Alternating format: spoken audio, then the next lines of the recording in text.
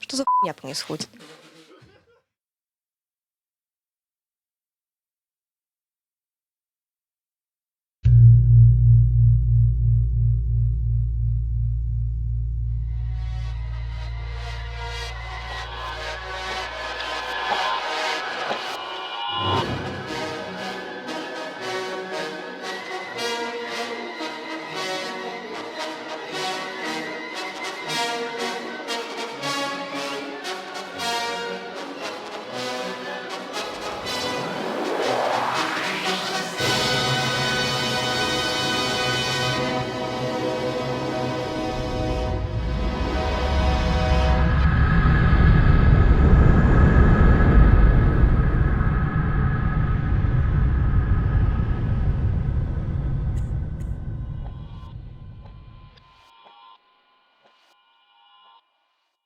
Здравствуйте, товарищи! Змагары и прочие сведомые уже из каждого утюга успели растрындеть, что в этом году будет отмечаться великое событие, а именно 500 лет с эпичной битвы под Оршей. Хотя отмечаться, конечно, очень несложное понятие в данном контексте. Это вам не 1 мая, не 7 ноября, новые станции метро никто по этому поводу открывать не станет. Кстати говоря, по неизвестной причине незамеченным остался другой юбилей не менее значного побоища – 450 лет битвы на Уле. Подозреваем, что многие из вас, товарищи, ничего об этом даже не слышали. Хотя и неудивительно, ибо всем как всегда. Ну да ладно, вернемся к нашей теме. Началось все с того, что непомерковные москали в очередной братской войне, благодаря консятничеству Михаила и Титьеву мать Глинского, отжали у ВКЛ Смоленск. Этот город в то время был самым офигенным форпостом на значительном участке границы и единственным значимым укреплением на пути к ништякам княжества, аналог Брестской крепости в 41-м. Руководство страны начало оперативно срать кирпичами и собирать ополчение. Что характерно, большая часть ополчения во главе со шляхтой традиционно забила на призывы и осталась сидеть по крайним хаткам, иногда в самом прямом смысле этого слова. Например, жемайты не пошли, ибо надо было сторожить границы от крестоносцев, а украинцы не пошли, так как сторожили свои границы от татар. Если говорить про цифры, то из планируемых 16 тысяч ополченцев к концу августа пришло только около 8, а из планируемых 12 тысяч наемников решили нанять только 7, ибо экономическое состояние страны на тот момент было примерно как летом 2011 года.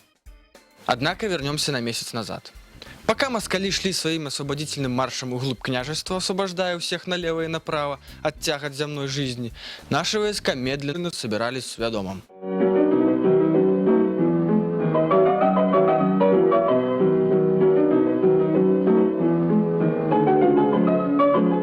В конце июля в город приехал великий князь, чтобы лично осмотреть войско и самому оценить шансы на успех. Тут же внезапно стало очевидно, что союзные пшеки саботируют мобилизацию, добираясь до Свядомого эстонскими авиалиниями. В итоге большая часть поляков, которые должны были идти со всей армией на фронт, осталась в Бресте, некоторые в Борисове и других городах в качестве резерва. Можно логично предположить, что на самом деле братские поляки тормозили специально, чтобы собрать свои силы за спиной наших предков, так как в успех верилось слабовато. Другими словами, хитрожопые пшеки, возможно, хотели использовать нашу армию как пушечное мясо, а ВКЛ как буферную зону. В таком случае у них были реальные шансы защитить Польшу и даже разбить покалеченных москалев уже после того, как войска ВКЛ по-геройски погибли бы в бою. Но это только предположение. Короче, великий князь просек, что нет смысла ждать смора погоды, и распорядился послать навстречу наступающим москалям, 80 тысяч человек, те силы, которые были уже готовы, 30 тысяч, во главе с Константином Острожским, а сам остался в Борисове с 4 килополяками.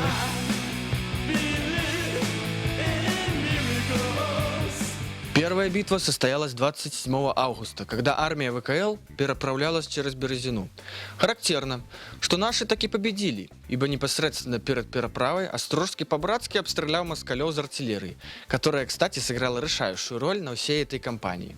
Таким образом, наши практически без потерь разгромили несколько московских полков и убили больше 1000 братьев-славян.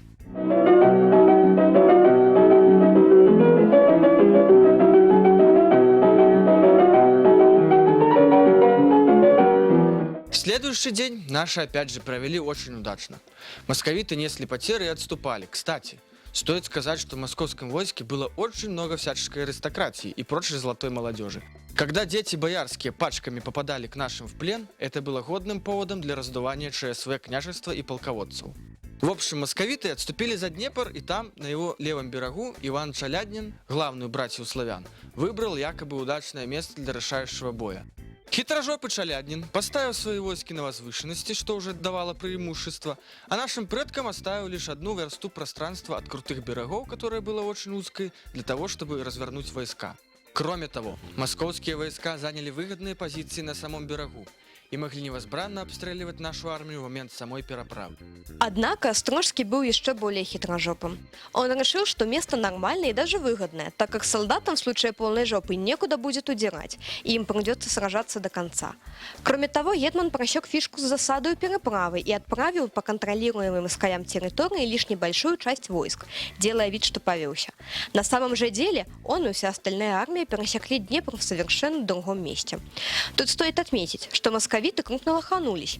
Они не стали обстреливать подставных солдат на переправе, так как боялись спугнуть остальное войско. В результате не обстреляли никого. Эпик Вина Острожского. Есть мнение, что эту битву наши выиграли из-за традиционного раздолбайства и пафосности московцев. Во-первых, у них были фактически два начальника – Чаляднин и Булгаков-Голица, каждый из которых тянул одеяло на себя. Как результат – недопонимание, локальные срачи и отсутствие единой тактики. Во-вторых, у них практически не было артиллерии. Были какие-то непонятные огнестрельные снаряды, но чуть менее, чем и все пушки, они оставили в оккупированных замках. В-третьих, из-за численного преимущества и командование, и солдаты несколько подзабили и не парились насчет предстоящего сражения. По этой же причине была выбрана не самая удачная расстановка войск – тонким длинным фронтом. Из такой позиции они хотели быстро окружить и разбить, скинуть в Днепр наши войска. Такие дела. В самой битве первыми атаковали московцы. Они наивно надеялись с первой же атаки взять наших военных в кольцо. Но наши довольно быстро перешли в контратаку и нехило наваляли гостям из Москвы. Во время второй атаки братьев славян наши их снова натянули. На этот раз рыцари и прочие любители холодного оружия внезапно расступились Акимора перед Моисеем, и москали встретились с нашей пехотой, которая расстреляла московцев из пищали и прочих интересных вещей.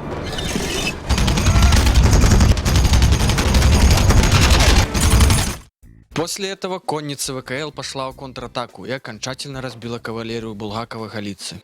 Что характерно, Чаляднин, как эталонный эгоцентрист, даже не попытался помочь товарищу. К тому же, даже после разгрома войск Булгакова-Голицы у Чаляднина армия все еще была больше, чем у Острожского.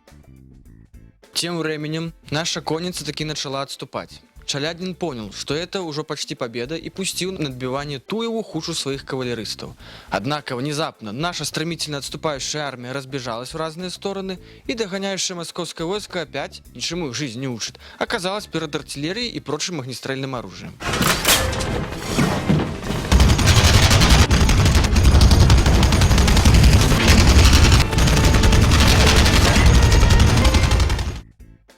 Естественно, что наши предки порубили московцев вместе с их конями в фарш, расстрелявши в упор. Коней жалко. После такого неожиданного поворота событий остатки московской армии начали оперативно паниковать и сваливать восвояси. Тут следует уточнить, что во второй раз наши стреляли не спереди, а скорее с тыла, спрятанными заранее орудиями, чтобы произвести больший психологический эффект, что и удалось. После расстрела наши без труда добивали остатки понаехавшего московского войска. Многие братья-славяне утонули в реке, многие были взяты в плен.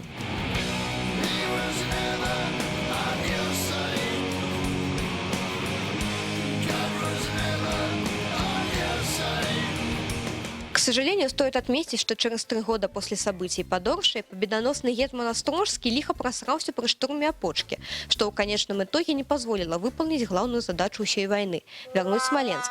Сама же война, в ходе которой происходили эти и многие другие события, длилась до 1522 года и закончилась мутным перемирием, которое не особо радовало ни одну из сторон. Показательным является тот факт, что война фактически возобновилась спустя уже 12 лет, но это уже другая тема.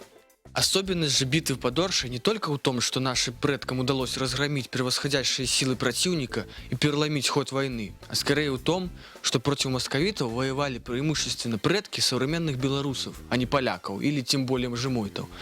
Кроме того, многие воины ВКЛ во главе с Острожским были православными. Выводы делайте сами. До новых встреч. Жопнитесь как-то вот так вот в камеру. Можно ближе сюда? Просто низко получается, не знаю, Возьмите серьезный стакан. Куда? Вася, микрофон немножко тяну назад. Не-не-не, вот так. Вы сейчас ничего говорить не По будете. центру это получается вот так по моей руке. Вот так даже, так и держи чуть выше. Выше, тоже вот выше на уровне дашь на стакан и посередине так. Ну радостный гид. Давай еще раз, да. Что-то не нормально сейчас уныло было. Чуть поднимите чуть выше. Вот так. И ну все, пускай потом.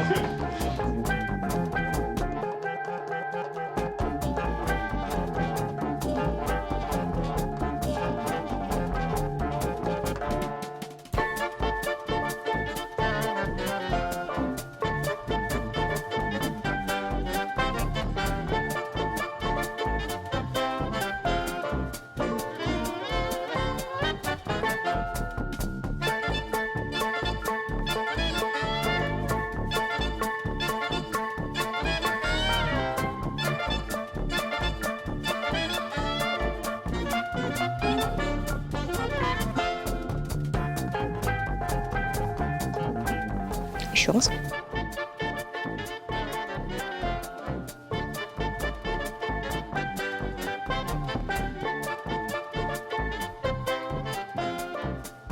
Ну, говори ты. Погнали. Фу, бля. Тихо, пацаны.